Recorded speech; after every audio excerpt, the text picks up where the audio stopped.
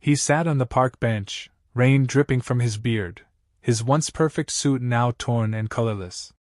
A month ago, Richard Brooks had been a billionaire with a son he'd die for. Now, he was a homeless man everyone avoided. "Sir, can I sit here?" a little girl asked, clutching a damp teddy bear. He nodded, forcing a smile he didn't feel. She pointed to his reflection in the puddle. "You look like you need saving." He chuckled bitterly. "Guess I do, sweetheart."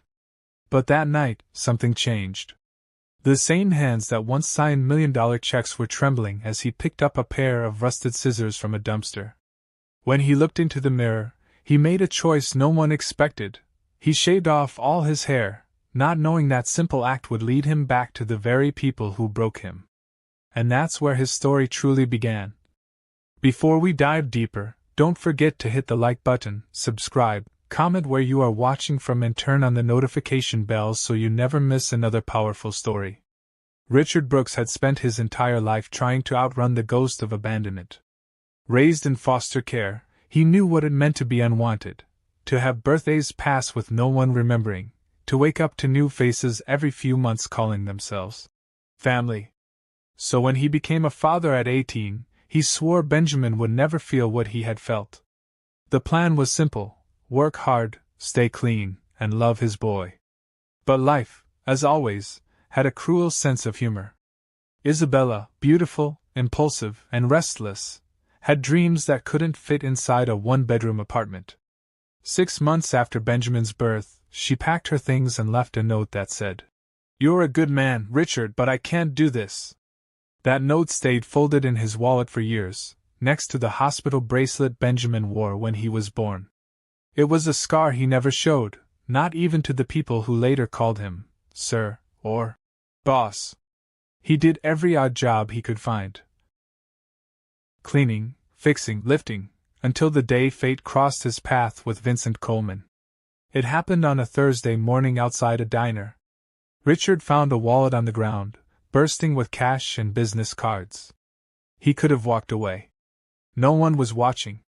But something in him, a piece of his old moral compass, made him wait outside until Vincent returned, frantic and breathless. That one act changed everything. Vincent Coleman was the kind of man people whispered about: billionaire, philanthropist, widower, the type of name that carried weight. Yet, that morning, he looked at Richard not as a beggar or worker but as a man worth betting on. He offered him a scholarship, mentorship, and friendship. "You returned what most people would have stolen," Vincent said. "Let me return the favor." Over the years, Richard climbed the ladder. He studied business, invested smartly, and turned his gratitude into a quiet empire. Vincent became his father in every way that mattered, and Benjamin, then a wide-eyed boy, became Vincent's grandson in spirit. When Vincent died of cancer, he left his $55 million estate to Richard. And in his final letter he wrote, "Pass this gift forward when your heart tells you it's time." 26 years later, that time had come. Benjamin was getting married, to a kind, bright woman named Lauren. Richard had written the check, had the speech ready, and planned the surprise for the wedding dinner. He'd finally fulfill Vincent's wish, and give his son a legacy to start his new life. But then Isabella called. The voice that once broke him now trembled with false remorse. "Richard, please. Benjamin deserves to know his mother before he marries. Don't you think?" He hesitated. Every instinct screamed no. But Benjamin overheard and insisted. "Dad, I'm an adult. I can handle it. Maybe she's changed." Richard's stomach nodded. There were things Isabella could twist, old stories, partial truths. He had no idea what game she was playing, but he didn't want to be the reason Benjamin resented her again. On the wedding morning, the air was alive with joy. Guests laughed, the band played soft jazz, and the scent of peonies filled the hall. Richard arrived with the gift in a brown envelope, his heart pounding with pride. Then, across the room, he saw her. Isabella. Still stunning, still cold. She was standing beside Benjamin, whispering into his ear. When Benjamin turned, his expression wasn't joy, it was fury. "Dad," he said loudly, the music stopping. Can we talk outside? They stepped into the courtyard, the laughter fading behind them. I can't believe you, Benjamin spat. You lied to me my whole life. Richard blinked. What are you talking about? Mom told me everything. You poisoned me against her. You made her leave. You. Benjamin. Richard's voice cracked. That's not true. She left. Stop lying. Guests were beginning to peek through the glass doors. The groom yelling at his father wasn't part of the schedule. Isabella stood by the doorway, silent but smiling in that cruel, victorious way that only someone with years of bitterness could. Benjamin's voice broke. You used me as your project, didn't you? You and your fake stories about hardship, just so people would pity you. Richard felt the air leave his lungs. Son, everything I did was for you. Benjamin tore the envelope from his hands, ripped it open, and saw the check. $55 million, he said, laughing bitterly. Wow. I guess this is your bribe to make me love you again. He threw it on the ground. Keep your money, old man. I don't want your guilt. The crowd gasped. The check fluttered like a wounded bird before sinking into a puddle. Richard stood frozen. The son he'd lived for, the boy he'd carried through storms and sickness, was looking at him like he was the enemy. Then Benjamin said the words that shattered him. Don't come to the wedding. Don't come to my life. We're done. Richard didn't argue. He couldn't. He turned and walked away, the rain beginning to fall, blurring the edges of the world. Behind him, laughter returned to the hall, faint and hollow. That night he sat in his car, staring at the envelope soaked in mud. He thought of Vincent's last words. Pass this gift forward when your heart tells you it's time. Maybe he'd been wrong. Maybe his heart had never been ready. And for the first time in decades, Richard Brooks cried, not as a billionaire, not as a father, but as the broken foster boy he used to be. That was the night everything changed. The night he lost everything money couldn't buy. The morning after Benjamin's wedding, Richard Brooks woke up to silence. The kind that echoes inside your chest and makes every breath feel like a question. His penthouse, usually filled with soft jazz and the hum of city life, felt like a museum of memories he didn't want to visit. The framed photo of Benjamin's first birthday. The medals from the charity galas. The letter Vincent had written him, all reminders of what he'd built and what he'd lost in one cruel afternoon. He tried to go to work, but every meeting was torture. The faces that once looked at him with respect now held pity. News of the wedding argument had spread like wildfire through his company. Whispers, headlines, even podcasts talking about the billionaire betrayed by his son. By the end of the week, he couldn't stand the boardroom lights anymore. So he left. No notice, no explanation. Just a handwritten letter to his assistant. I need time. Please handle everything. He drove for hours with no destination, past city limits and through towns that smelled of old wood and rain. At some point, the gas light blinked red, and he pulled over beside an abandoned church. The sky was dim. His wallet was gone, must have fallen out somewhere. His phone had died hours ago. For the first time in 30 years, Richard Brooks, the billionaire, had nothing but the clothes on his back. He spent the night on a park bench behind the church, using his jacket as a blanket. Every sound made him flinch. Stray dogs. Rustling trees. A man who walked past humming a broken tune. By morning, he realized something strange. No one recognized him. No cameras. No business cards. No name that carried weight. Just another forgotten soul among many. Days turned into weeks. He traded his car for a small wad of cash, then used that up quickly. His reflection in store windows became harder to look at. The once groomed man with silver hair and clean hands had been replaced by someone unshaven, weary, and invisible. Then came the day that changed everything. It was raining hard, one of those gray, endless rains that seemed to soak into your bones. Richard was sitting behind the diner where the cooks threw out leftovers. He'd learned to time it right, show up after lunch, when no one was around. That's when he saw her. Charlotte. She was humming softly, sorting through boxes of donated food for a nearby shelter. Her hair was tied in a messy bun, and her jeans were torn at the knees. She didn't look rich, but her face carried a warmth that cut through the cold. When she noticed him watching, she smiled. "You hungry?" Richard nodded, embarrassed. She handed him a sandwich wrapped in foil. "Eat. I made too many." He tried to thank her, but his voice cracked. She didn't ask who he was or what happened to him. She just sat beside him, sharing her coffee, talking about life like it wasn't strange to sit beside a homeless man in the rain. That moment began a friendship he didn't expect. Charlotte worked at a small community center. Twice a week, she'd bring food and stories. Eventually, she convinced him to volunteer. "You've got kind eyes," she said. "People trust kind eyes." He laughed at that, but it was true. Within weeks, he was helping others who had nothing. Men who'd lost families, women escaping abuse, teenagers with nowhere to go. For the first time since the betrayal, Richard felt useful again. Then, one morning, while sweeping the shelter floor, he looked in the cracked mirror hanging by the door. His reflection startled him. The man staring back was barely recognizable. His hair was long and matted, streaked with gray and dirt. He looked older, weaker. That night, he sat alone by the sink, filled an old bowl with water, and found a pair of rusty scissors and a box of discarded tools. His hands trembled as he stared at his reflection. "You want a new life?" he whispered. "Then start by letting go of the old one."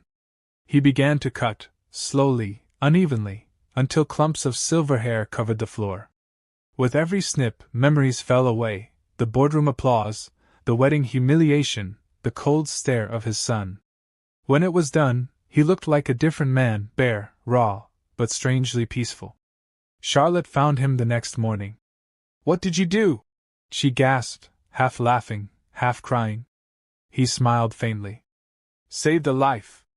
"Whose?" "My own." She shook her head, tears glimmering. "Richard, you're impossible." He didn't correct her when she called him Richard.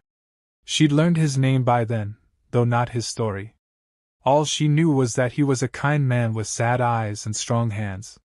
Months passed, and love bloomed in the quiet spaces, over shared coffee, laughter with her children, evening walks through the neighborhood park. He found something richer than money, peace. Charlotte didn't care who he used to be.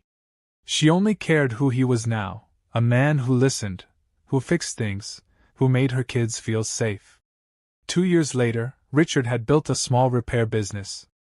Nothing fancy, but enough to pay rent and help the shelter.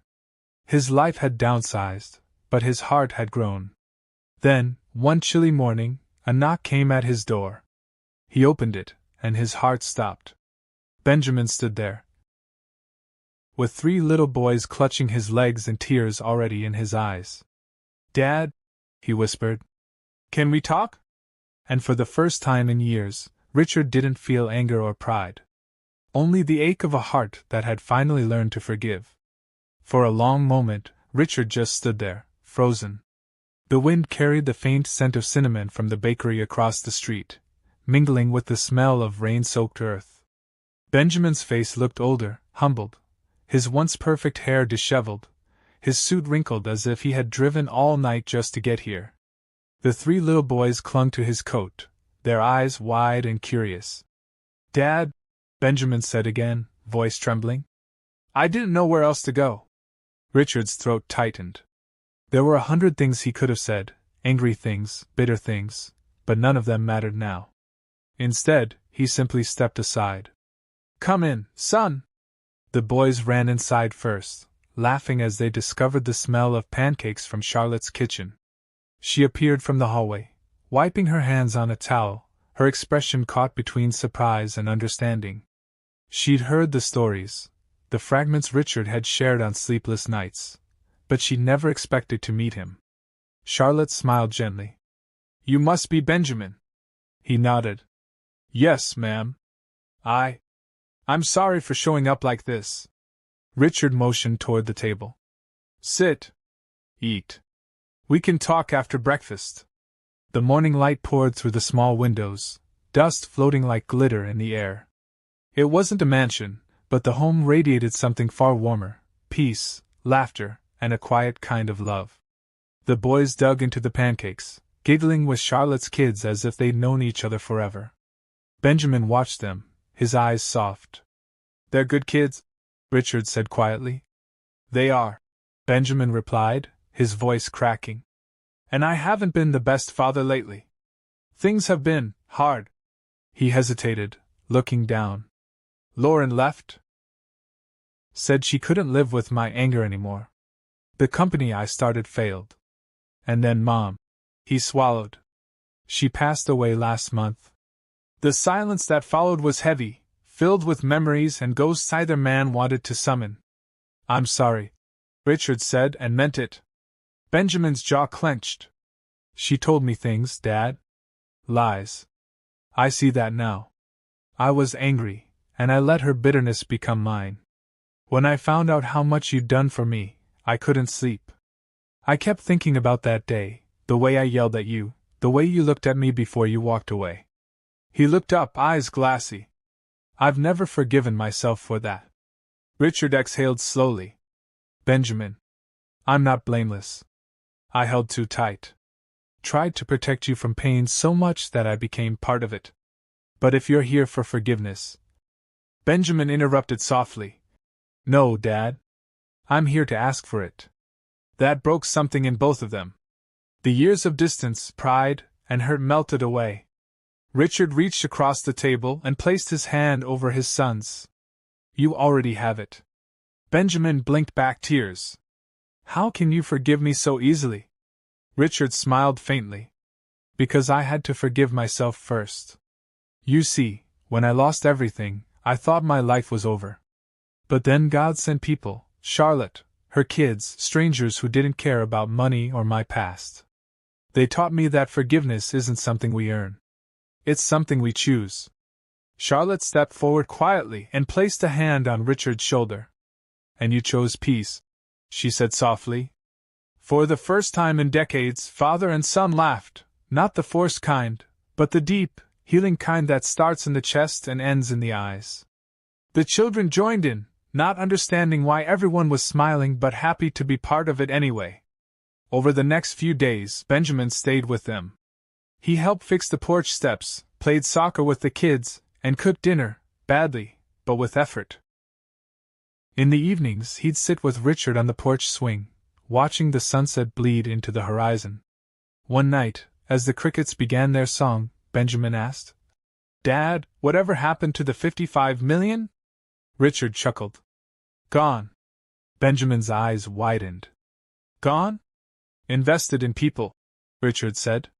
"The shelter, the families there, the small business loans. Every cent went into something that would last longer than me." Benjamin leaned back, smiling through tears. "You really did pass the gift forward." Richard nodded slowly. "Vincent Coleman taught me that wealth isn't measured by what you keep, it's by what you give." The younger man was quiet for a while, then whispered, "I think I finally understand." A few weeks later, Benjamin and his sons moved into a small house nearby. He started volunteering at the same shelter where Richard had shaved off his hair and rebuilt his life. The people there didn't know his last name, and he liked it that way. Every morning, father and son walked together to the community center, carrying boxes of food, laughter echoing between them. On the anniversary of Vincent's death, Richard stood at the church garden, touching the small plaque he'd placed under the oak tree. It read, "A gift is not complete until it is shared." Benjamin joined him, placing a hand on his father's shoulder. "He'd be proud of you, Dad." Richard smiled, looking up at the sunlight streaming through the branches. "No, son, he'd be proud of us." As they walked away, the wind rustled through the leaves, a sound like quiet applause, as if the world itself was at peace with their story. And though Richard Brooks had once been a billionaire, then a homeless man, he finally realized what wealth truly meant: not money, not legacy, but love restored and forgiveness earned. He'd lost everything, yes, but in losing it, he found everything that mattered. Moral of the story: life can strip away everything we think defines us: money, titles, pride. But what remains after the storm is who we truly are. Forgiveness isn't a weakness, it's the bridge that brings broken hearts home. Richard's story reminds us that redemption is never too late and that love, when reborn, is stronger than betrayal. If this story touched you, like this video, subscribe to King's Folklore, and share your thoughts in the comments below. Remember to tell us where you are watching from. Your voice matters.